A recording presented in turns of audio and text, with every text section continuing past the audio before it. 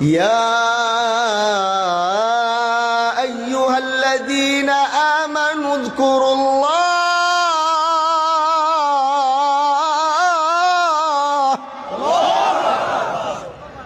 আল্লাহ পাকে আয়াতের মধ্যে ঈমানদারদেরকে ডাক দিয়েছেন। আল্লাহ এই জায়গায় চাইলে ইয়া আইয়ুহান নাস বলতে পারতেন। কোরআনে আল্লাহ দুই ভাবে বান্দাকে ডাক দিয়েছেন। এক হলো কখনো কখনো আল্লাহ বলে ইয়া আইয়ুহান নাস, আবার কখনো কখনো আল্লাহ বলে ইয়া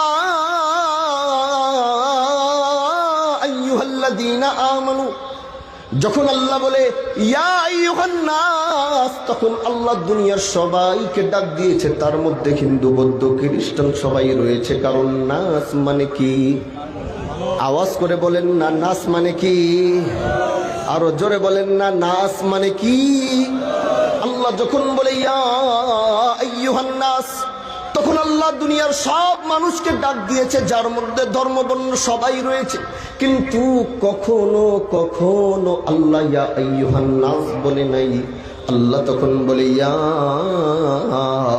আইয়ুহাল্লাযীনা আমানু, ইয়া আইয়ুহাল্লাযীনা আমানু। তখন একটু প্রাইভেট আলাপ, তখন এই উন্মুক্ত আলোচনা নয়। যদি এইখানে আমি আলোচনা করছি, এটা আমার উন্মুক্ত আলোচনা, কিন্তু এমপি সাহেবের যে আস্তে করে পিছনে গিয়ে কথা বলি সেটা কেউ জানবে না। এটা আমার সাথে তার প্রাইভেট কথা। আল্লাহ সেই একইভাবে কোরআনের মধ্যে যখন নাস বলছে তো সবাইকে ডাকছে। কিন্তু আল্লাহ যখন বলে ইয়া আইয়ুহাল্লাযীনা আমানু, সেই জায়গায় আল্লাহ পাক দুনিয়ার কাউকে ডাকে না আর শুনাইতে চায় না। বলে তাহলে আল্লাহ কাদেরকে ডেকেছে? বলে যারা আল্লাহকে দেখে নাই কিন্তু তারপরও আল্লাহর উপরে ঈমান এনেছে, যারা আল্লাহর জাত ও সিফাত কোনোদিন দেখে নাই কিন্তু আল্লাহ বলে তাকে মেনেছে। আমানতু বিল্লাহি ওয়া মালাইকাতিহি ওয়া কুতুবিহি ওয়া রুসুলিহি ওয়াল ইয়াউমিল আখির ওয়াল কদরি খাইরিহি ওয়া শাররিহি মিনাল্লাহি